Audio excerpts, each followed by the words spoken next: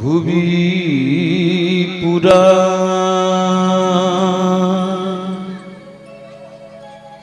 দেহ ভেদন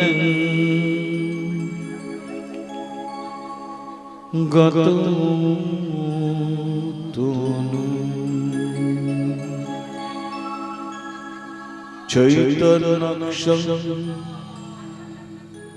প্রকট মধুরম। বেশটা কম, টোনটাকে তোলো। তদা দয়ং চৈকুমাতং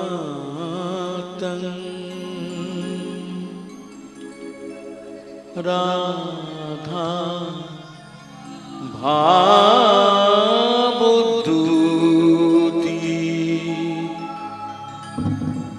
সুবলিতং নৌমি কৃষ্ণ স্বরূপম। কৃষ্ণ স্বরূপম মনরে আমার, মনরে কহনা গুরু কথা। আমার গৌরের নাম ওমিয়ার ধাম প্রীতি মূরতি দাতা।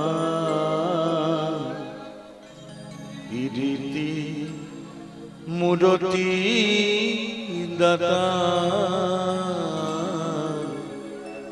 বল মন গোরা কথাটি বলো। ওম বন্দে অহং শ্রী গুরু শ্রীযুত পদ কমলং শ্রী গুরু শ্রী বৈষ্ণবংশ্চ শ্রীরূপ সগ্রজাতং সহগণ রঘুনাথং নিত্যং ত্বং সজীবং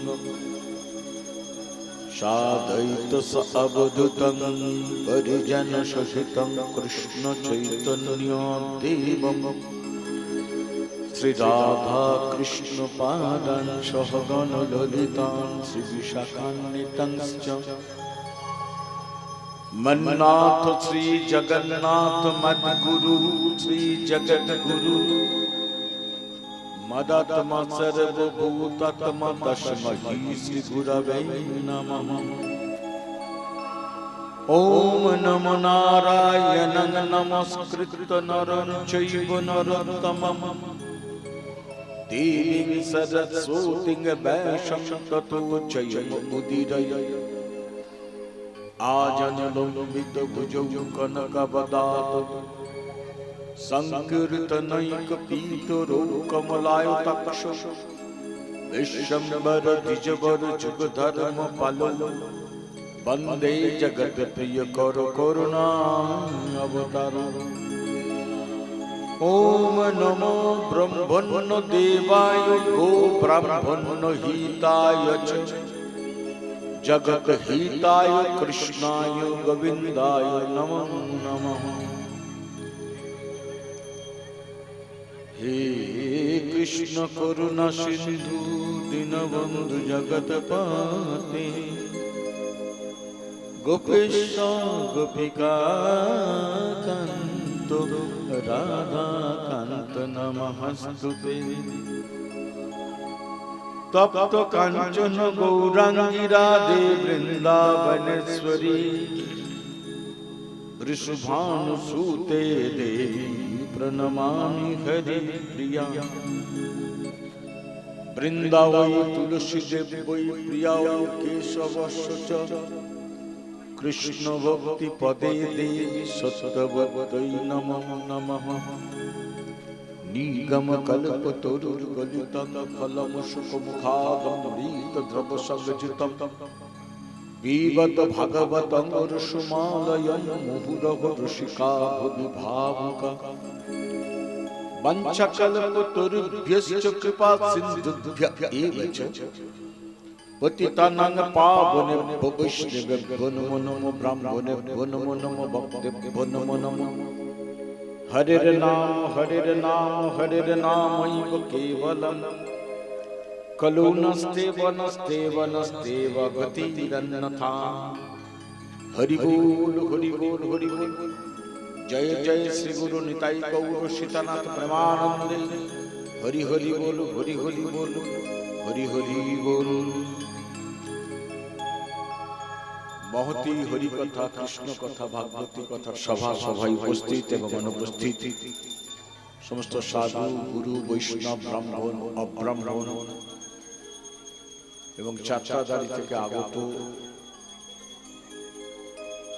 গোস্বামী বর্গ যিনি পাঠ করছিলেন, অমলদেব গোস্বামী এবং ননীগোপাল গোস্বামী, প্রত্যেকের চরণে আমার অন্তরে সশ্রদ্ধ প্রণতি দণ্ডবত জানিয়ে শুরু করছি হরি কথা, কৃষ্ণ কথা, ভাগবতী কথা। বছরের দুটো দিন আমরা, এটা আমাদের ঘরের অনুষ্ঠান, নিজেদের। একটা হচ্ছে গৌরীদাস পণ্ডিত প্রভুর তিরোধান তিথি, এটা হয় ঝুলন ত্রয়োদশীতে। যিনি ব্রজের সুবোধ সখা ছিলেন তিনি কলিতে গৌরীদাস পণ্ডিত। ঝুলন ত্রয়োদশীতে ওনার তিরোধান তিথি। এই তিথিটা আমরা পালন করি মহিষ বেড়ে গ্রামে রাধা মাঝির বাড়িতে। আর এটা হচ্ছে হৃদয় চৈতন্য প্রভু তিরোধান তিথি। আজকে একটা অজ্ঞাত কোনো কারণে, অজ্ঞাত কারণ মানে এই জন্যই বলছি, এটা আমাদের করা উচিত ছিল এই তিথিটা পালন করা বহু আগে থাকতে, কিন্তু হয়নি। বাপ ঠাকুরদাও করে যায়নি, আমিও করতে পারিনি। কিন্তু যখনই ইচ্ছা জাগালেন তিনি যে করতে হবে, তখনই কিন্তু অনুষ্ঠানটা কৃষ্ণানন্দ অধিকারী দায়িত্ব নিল এবং হয়েও যাচ্ছে। কৃষ্ণানন্দ গত পরশুদিন আমাকে ফোন করেছিল, গুরুজি এরকম আকাশে এরকম অবস্থা, কি করব, সবাই বলছে প্যান্ডেল কি বাঁধবো। তখন আমি ওকে বলেছিলাম, যা ঈশ্বরের হাতে আছে সেটাই তুমি হাত বাড়াতে যেও না।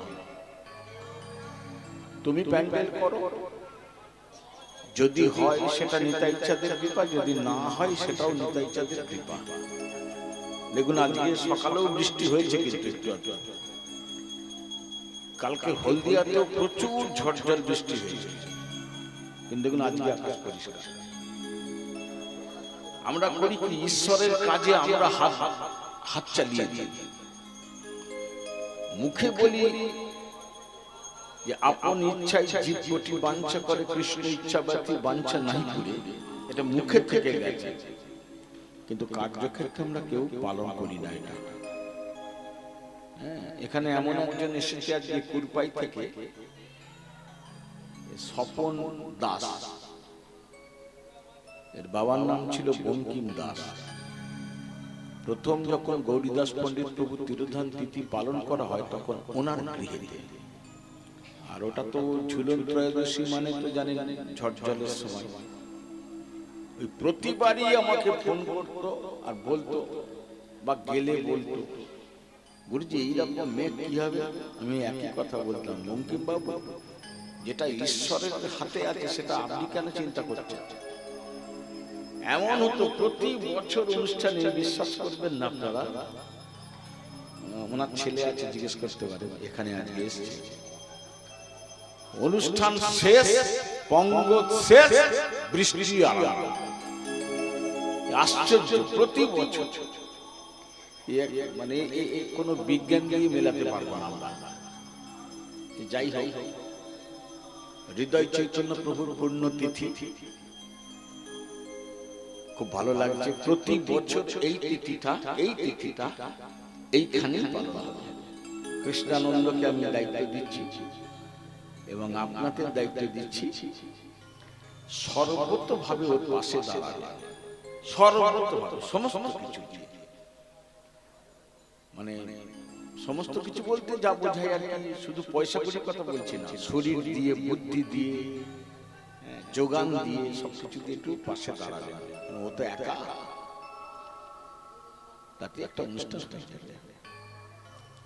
এবার আসুন আমি হৃদয় চৈতন্য প্রভু সম্বন্ধে কিছু কথা বললাম। এই হৃদয় চৈতন্য প্রভু ছিলেন পঞ্চতত্ত্বের যে গদাধর, আপনারা শুনেছেন, পঞ্চতত্ত্বের যিনি গদাধর পণ্ডিত, যিনি রাধা শক্তি এবং অন্যান্য সখী শক্তি, যার শ্রীপাঠ হচ্ছে মুর্শিদাবাদ জেলার ভরতপুর নামে গ্রামে। এই গদাধরের ভাইয়ের ছেলে ছিল হৃদয় চৈতন্য প্রভু।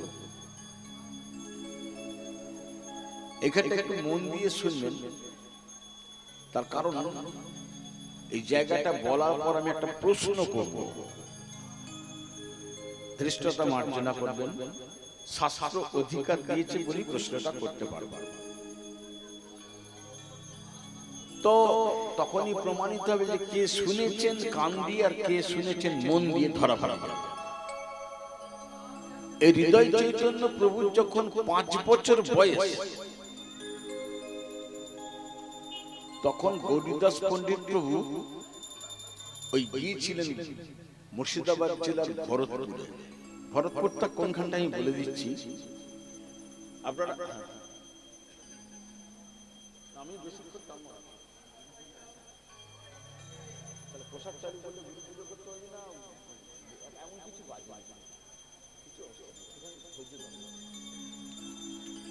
আপনারা নবদ্বীপ গেছেন, নবদ্বীপ থেকে আর 1 ঘন্টা ট্রেনে গেলে কাটোয়া,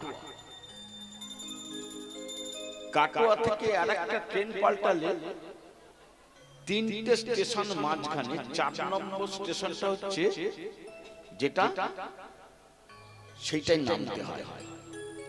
নেবে ওইখান থেকে বাসে আর 25 মিনিট থেকে 30 মিনিট গেলে ভরতপুর নামতে হয়। নেবে থানার পাশ দিয়ে একটা বাঁহাতে রাস্তা আছে, ওইখান দিয়ে সামান্য 1 কিলোমিটার হেঁটে গেলে শ্রীপাঠ। আবার ডান দিকে চলে গেলে দ্বিজ হরিদাসের শ্রীপাঠ, সেটাকে বলা হয় কাঞ্চন গড়িয়া, আমরা ওখানে যাই। আর ভরতপুর থেকে আর 12 কিলোমিটার গেলে লালাবাবু শ্রীপাঠ, কান্দি জায়গাটার নাম লালাবাবু শ্রীপাঠ।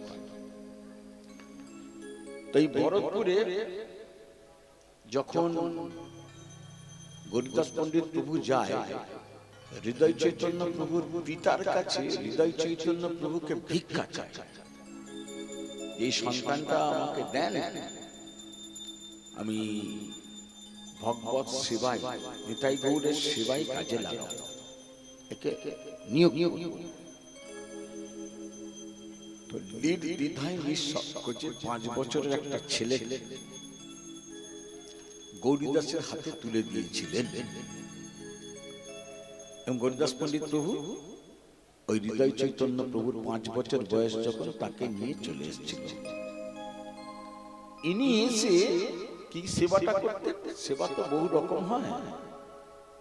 তিনি এসে ওই কানলার গঙ্গা থেকে মাথায় করে প্রতিদিন জল নিয়ে আসতো, নিতাই গৌরের সেবা। আজও আমাদের জল কিন্তু আমাদের মন্দিরে যাবতীয় যা কিছু রান্না আজও গঙ্গার জলে হয়। যাবতীয় যা কিছু মন্দিরের উপরে এবং মন্দিরের উপরের ভিতরে যে গর্ভগৃহ বলা হয়, যেখানে শ্রী বিগ্রহ থাকে, ওই ভিতরটি তো সব কিন্তু কোনো কলের জলে আজ অব্দি ধোয়া হয় না, সব কিন্তু গঙ্গার জলে ধোয়া মোছা, যা কিছু ভোগ রান্না যাই বলুন সবকিছু গঙ্গার জলে হয়। এবং গঙ্গার জল আমাদের প্রতিদিন কিনতে হয়। কালকে যে জলটা লাগবে সেই জলটা আজকে দিয়ে চলে যায়। অতিরিক্ত জল লাগলে সেই জল যে দেয় তাকে ফোন করতে হয়, জায়গাপত্র থাকে, সে জল এনে আবার ঠিক টাইমে দিয়ে দেয়। তো জল সেবাটা করতেন। আমি এই বলে থামছি, এই যে এইটুকু শুনলেন, আমি একটু আগে বলেছি কে কান আর কে মন দিয়ে শুনছে ধরা পড়ে যাবে। এই যে নিয়ে চলে এলো, এইখান থেকে কি শিক্ষা নিলেন বলুন তো? কিছু কি প্রশ্ন কি মারছে না? দেখুন, একটা আদর্শ পিতামাতা কাকে বলে? ভগবত সেবার জন্য নিজের একটা পুত্রকে দিয়ে দিল, 5 বছরের ছেলেকে। এই জায়গাটায় নিজেকে বসাতে হবে। আমি হলে কি আমার পুত্রকে দিতাম? দিতাম না। ভাগবতের 6ষ্ঠ স্কন্ধ খুলে দেখবেন, বৃত্তাসুর উপাখ্যানে দেয়া আছে, ভক্ত অন্যের ভালো বা কল্যাণের বা মঙ্গলের জন্য নিজের দেহটাও দান করে দেয়। নিজের দেহটাও দান করে দিচ্ছে। ভাবতে পারে যে প্রকৃত ভক্ত হয়। তা যে পুত্র 5 বছরে যে বাবা মা এইরকম দিতে পারে, সে পুত্র তো সেরকম হবে, এটাই স্বাভাবিক। কারণ পিতা মাতার গুণ পুত্রের মধ্যে সঞ্চারিত হয়। এটা শাস্ত্রে বহু জায়গায় দেয়া আছে, বিশেষ করে দামবন্ধন লীলাতেও দেয়া আছে। আবার চৈতন্য চরিতামৃতে অনর্পিত চরিচিরাত শ্লোকে বিস্তারিত ব্যাখ্যা করা আছে যে পিতা মাতার গুণ কিভাবে সন্তানের মধ্যে সঞ্চারিত হয়। এই হৃদয় চৈতন্য প্রভু জল সেবাটা করতেন, সেই জলে রোজ ভোগ আরতি, ভোগ রান্না হতো। এই জল আনতে আনতে মাথায় ঘা হয়ে গিয়েছিল। না, ঘা হয়েছিল হচ্ছে হৃদয় চৈতন্য প্রভু, দুঃখী কৃষ্ণ দাস। সরি, আমি একটু ভুল বলে ফেলেছি। এই হৃদয় চৈতন্য প্রভু গৌরীদাসের পুত্রই বলি, শিষ্যই বলি, সন্তানই বলি, যাই যাই যাই, এই হৃদয় চৈতন্য প্রভুর সঙ্গে গৌরীদাস পণ্ডিত প্রভু নিজের একমাত্র কন্যার কিন্তু বিয়ে দিয়েছিলেন।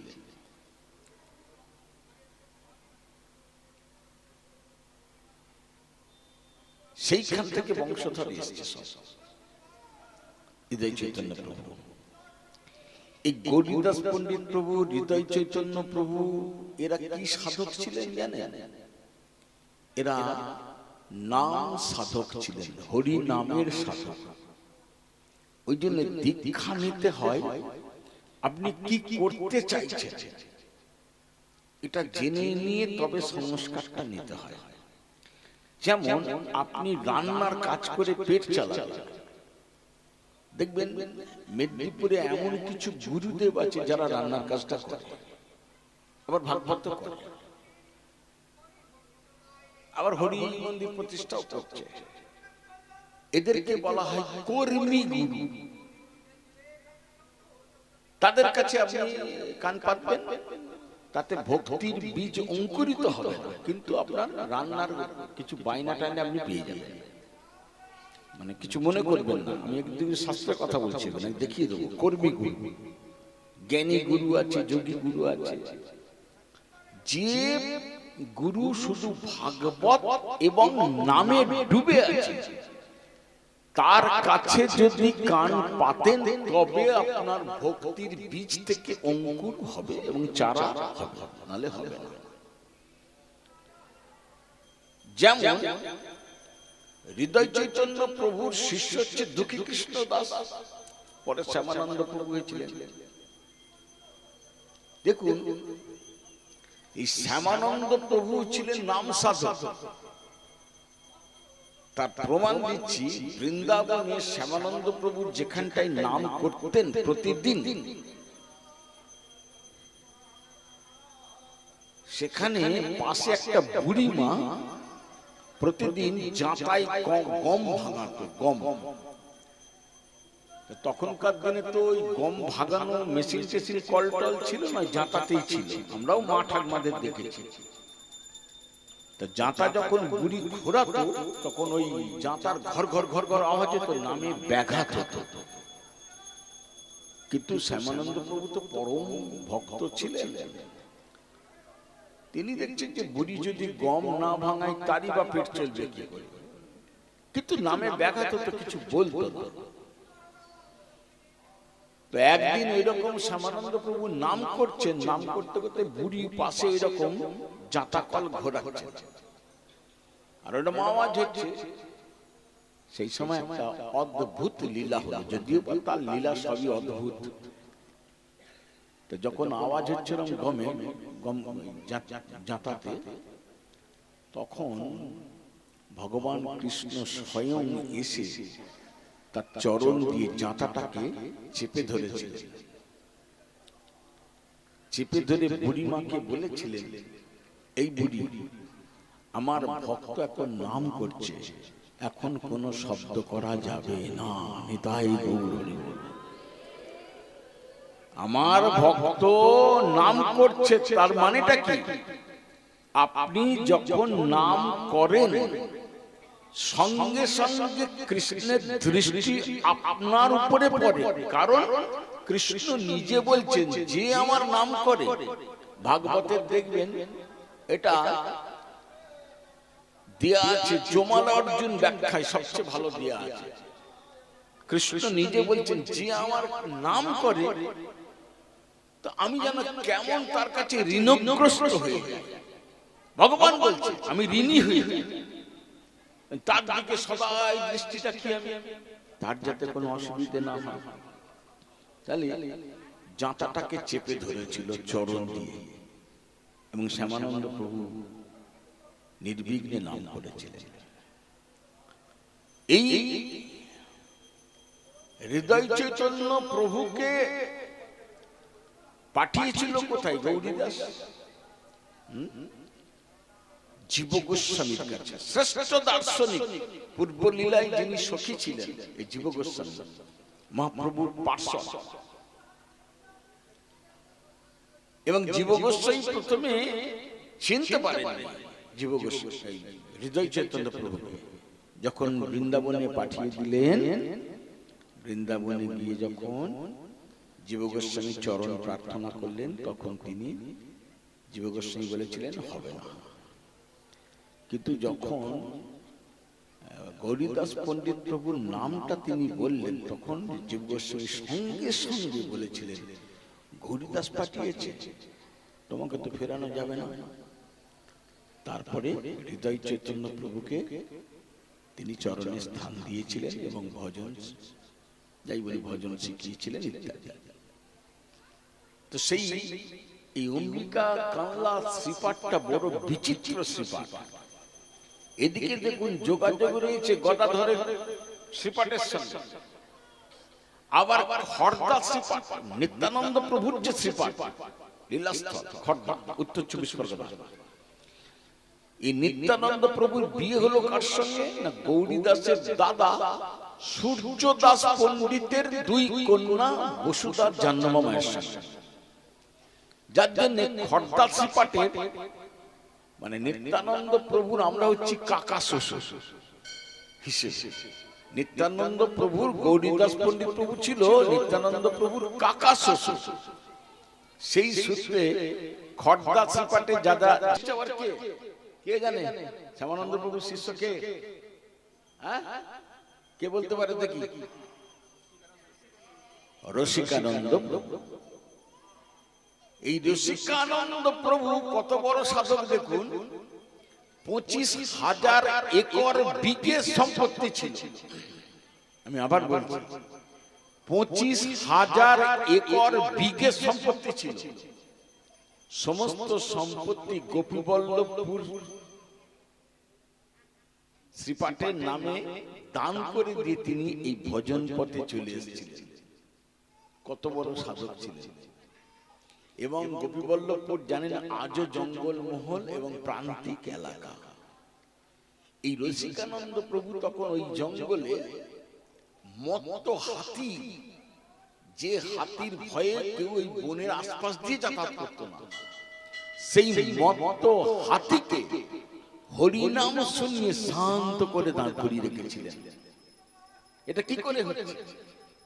না, ওই যে নাম গুরুর কাছে কান পেতেছে, ভক্তির অঙ্কুরটা বেরিয়েছে। ভক্তি সবকিছু পারে। আবার সেই হৃদয় চৈতন্য প্রভু কান পেতেছেন কার কাছে? গৌরীদাসের কাছে। বীজগুলো দেখুন, ভজন দুটো ধারাতে, একটা হচ্ছে বিন্দু ভজন, একটা হচ্ছে নাদ ভজন। নাদ ভজনটা এক সময় বৃন্দাবনে ছিল, আর কোথাও ছিল না, কিন্তু সেটা আজকে কালক্রমে নষ্ট হয়ে গেছে, এখন আর নেই। এই নাদ ভজনটা কেমন জানেন নষ্ট হয়েছে কেমন করে? ধরুন আমি এক হাঁড়ি গরম জল করেছি, ফুটন্ত গরম জল, সেই ফুটন্ত গরম জলটা অন্য একটা হাঁড়িতে ঢাললেন, সেই জলটা আর একটা হাঁড়িতে ঢাললেন, সেই জলটা আর একটা হাঁড়িতে ঢাললেন, তাহলে জলটা ক্রমশ কি হচ্ছে? ঠান্ডা হয়ে যাচ্ছে। দিয়ে ঢালতে ঢালতে একটা সময় যেমন জল ঠান্ডা ছিল তেমনি ঠান্ডা হয়ে গেল। নাদ ভজনটাও তাই। এই নাদ ভজন যে বা যারা বৃন্দাবনে মুষ্টিময় কয়েকজন করত, তাদের আমি নাম করছি না, আমি নাম জানি, তাদের বৃন্দাবনে মন্দিরও জানি আমি, তাদের শিষ্য ধারায় যারা আছে তাদের এখন লক্ষ্য হচ্ছে চারিদিকে শিষ্য সংখ্যা বাড়ানো। কি করে আমার শিষ্য সংখ্যা বাড়বে? যাকে তাকে যেভাবে হোক কানে ফুঁকে দিয়ে চলে যাওয়া, সেই ভজনটা নষ্ট হয়ে গেছে। আর বিন্দু ভজন হচ্ছে, বিন্দু মানে বুঝতেই পারছেন, বিন্দু বিন্দু চুইয়ে চুইয়ে পড়ছে বহুকাল ধরে, সেটা হচ্ছে নিত্যানন্দের ভজন। এই নিত্যানন্দ থেকে ওই ধীরে ধীরে চুইয়ে চুইয়ে ফোটা ফোটা পড়ছে, এটাকে বলে বিন্দু ভজন। এই গোস্বামী বর্গ যারা আছে শ্রীপাঠে যত, এই বিন্দু ভজনে আছে। বাকি মাঝখানে যা আশপাশে যা আছে না, ওই সব নাদ ভজন দেখবেন, খালি ওই দেই দেই করে নাচ, আর ওই পেলেই কানে ফুঁকে দাও, আর খালি নিজের প্রচার করো। ভগবানের প্রচার পরে হবে, নিজের প্রচারটা যেভাবে চাকরি থেকে করে নাও। শিষ্য সংখ্যা বাড়াও মানে মানুষকে আকর্ষণ করে নিজের দিকে টেনে আনা, যেদিক থেকে এটা। এই রসিকানন্দ প্রভুকে শ্যামানন্দ প্রভু দীক্ষা দিয়েছিলেন কেমন দেখুন। আপনারা বলেন না যে সদ্গুরু খুঁজতে হয়, সদ্গুরু কোথায় পাবো? আচ্ছা আপনি বলুন তো, বিষয়ের চোখ দিয়ে কখনো সদ্গুরু চেনা যায়? কেউ কেউ চিনতে পেরেছে? আপনার যদি আরতি থাকে ভেতরে চিত্তের মধ্যে, সদ্গুরুকে তো পাঠাবে গৌর, তাই না? ভগবান দর্শন করতে আপনি কোথায় যাবেন? ঘরে বসেও হয়। তার প্রমাণ হচ্ছে ওই বলো রামায়ণে কার প্রতিজ্ঞা বলে, আরে রামচন্দ্র ফল দিত, আর রামচন্দ্রের জন্য ফল রোজ রেখে দিত, সবরীর প্রতিজ্ঞা। সবরীকে তার গুরুদেব বলেছিলেন কোথাও যেতে হবে না, তুমি এখানে রাম নাম জপ করো, রামচন্দ্র তোমার কাছে আসবে। যখন এই কথা বলেছিল তখন তার কিশোরী বয়স, কিশোরী বয়স। সেই ঘরে বসে গুরুদেবের বাক্যকে শিরোধার্য করে বিশ্বাস নিয়ে, সুদৃঢ় বিশ্বাস নিয়ে রাম নাম জপ করতে বসে। জপ করতে করতে তার কিশোরী চলে গেল বয়স, যৌবন চলে গেল, বার্ধক্য চলে এলো। অতি বার্ধক্য যখন এলো, তখন রামচন্দ্রকে কিন্তু আসতে হয়েছিল সবরীর কাছে। রাধে রাধে। ঠিক তদ্রূপ সদ্গুরু যদি সত্যি, আগে দেখতে হবে আমি যে সদ্গুরু নেব, আমি আমি সৎ না হলে তো আমার সদ্গুরু আমাকে ধরা দেবে না, সামনে এলেও তো তাকে আমি চিনতেই পারবো না। এবার সদ্গুরু কেমন কাকে বলে দেখুন। রসিকানন্দ প্রভু অত বিষয়ী লোক হয়েও তখন কিন্তু তিনি ভাগবত শুনতেন। একদিন ভাগবত শুনতে শুনতে হঠাৎ পিছু থেকে রসিকানন্দ প্রভুকে কে পিছু ধার থেকে এক লাথি মারে। লাথি খেয়ে তিনি উল্টে যান। অত বড় জমিদার তাকে লাথি মেরে দিয়েছে, সবাই তো ভ্যাবাচাকা খেয়ে গেছে। রসিকানন্দ প্রভু কিরম হলো, পিছুর দিকে ঘুরে দেখছে, যাকে দেখছে এক দৃষ্টিতে দেখছে আর ভাবছে, দেখতে দেখতে ভাবছে, গতকাল রাত্রে কৃষ্ণ আমাকে একটি স্বপ্ন দেখিয়েছিল। স্বপ্নে এনাকেই তো দেখিয়েছে। এই তো সেই ব্যক্তি, সেই চোখ, সেই মুখ। কৃষ্ণ আমাকে স্বপ্ন দেখিয়ে বলেছিল, একে ভালো করে দেখে রাখ, চিনে রাখ, একে আমি তোর কাছে পাঠাবো, এর কাছে কান পাতবি, এর কাছে নাম নিবি, ইহা ব্যতী অন্য কারোর কাছে নাম নিবি না। এই তো সেই ব্যক্তি। তারপর রসিকানন্দ প্রভুকে শ্যামানন্দ প্রভু নাম দিয়েছিলেন এবং সেই নাম ভজন করে তিনি গৌর কৃপা পেয়েছিলেন। প্রশ্নটা হচ্ছে, এই লীলাটা যেখানে ঘটছে সেটা হচ্ছে বিহার, ঘাটশিলা, বিহারের ঘাটশিলায় লীলাটা ঘটেছে, এই লাথি মারার ব্যাপারটা। তো প্রশ্ন হচ্ছে যে এই শ্যামানন্দ প্রভুকে পাঠালোটা কে? রসিকানন্দ প্রভুর কাছে শাস্ত্রে মহাজন বলছেন কেউই নয়, পাঠিয়েছে স্বয়ং গৌর হরি, নিতাই গৌর হরি। তাহলে দুটো জিনিস এখানে দেখার আছে। একটা হচ্ছে নাম গুরুর কাছে, পরম্পরায় দেখুন নাম নিচ্ছে কাজ। দ্বিতীয় হচ্ছে কি না, আরতি যদি থাকে চিত্তের মধ্যে, যে সদ্গুরু আমার প্রয়োজন, আমি ভজন করতে চাই, আমি আর কিচ্ছু জীবনে চাই না, ভজন করে আমি গৌর কৃষ্ণকে পেতে চাই, তাহলে পরে গৌর হরি কৃপা করে সেই আপনি যে স্তরের সাধক, সেই স্তরের গুরুকে আপনার কাছে পাঠিয়ে দেন। আপনাকে খুঁজতে হবে না, আপনি খুঁজে সদ্গুরু পাবেন না, সদ্গুরু সামনে এলেও আপনি তাকে চিনতে পারবেন না, সাধারণ মানুষ জ্ঞান করবেন। তো সেই ধারা বজায় রয়েছে 500 বছরের অধিক বছর ধরে।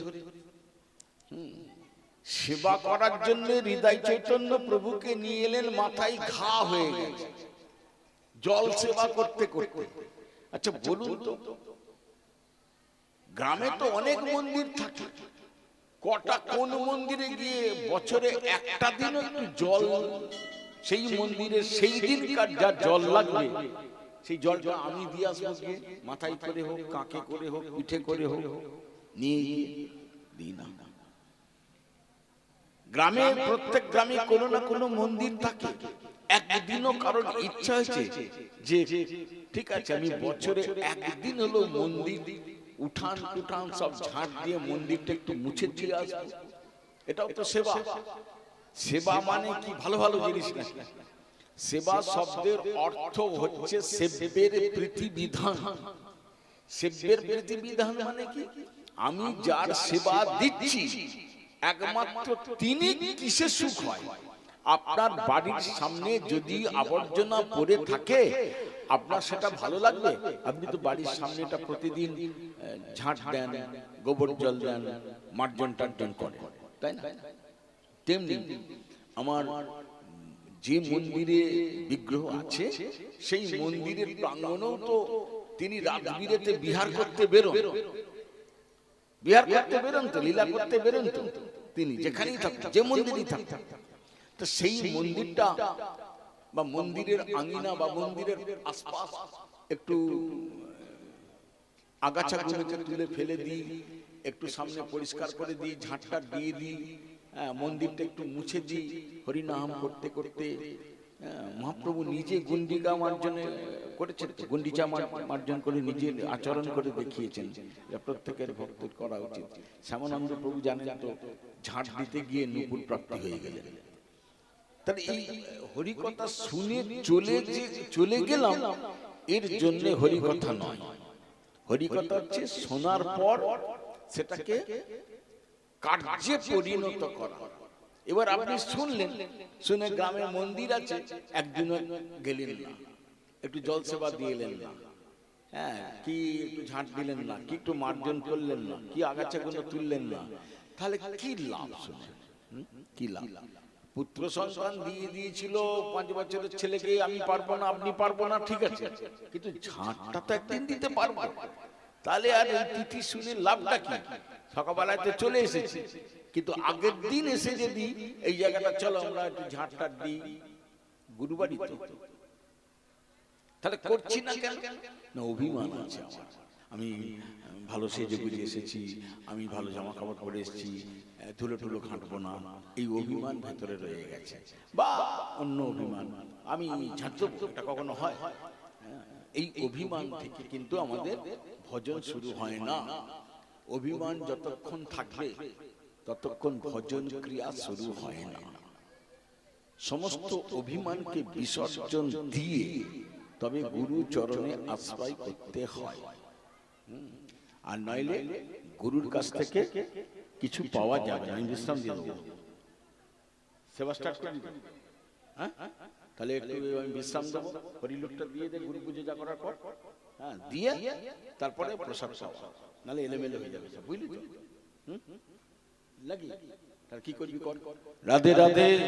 আমি বেশি দীর্ঘায়িত করছি না, করার ইচ্ছা থাকলেও, কারণ অনেক দূর থেকে সবাই এসছে আমি জানি, তাদের চিনি, বাগনান থেকেও এসছে, হ্যাঁ বাগনান থেকে এসছে, ভাবতে পারেন হাওড়া জেলা, ঠিক আছে। তো এটা আমাদের সৌভাগ্য যে অন্য জেলা থেকেও সবাই আসছে। আর প্রতি বছর আমি বলছি গুরুদেব বলবে তারপর আমি সারা দেবো, এটা যেন না হয়। এটা হচ্ছে গোবিন্দ দ্বাদশী বলা হয় তিথিটা। আপনারা 2 মাস আগে থেকে গুরুদেবের কাছে ফোন করবেন যে গুরুদেব কবে পড়েছে তারিখটাই বছর বলুন, আমরা সবাই আছি, কি করতে হবে, আমাদের কাজ দেন, এইভাবে নিজেরা চেয়ে নেবেন কাজ। একটা মহোৎসবে কোটি কোটি কাজ থাকে, এটা যে করে সে বোঝে।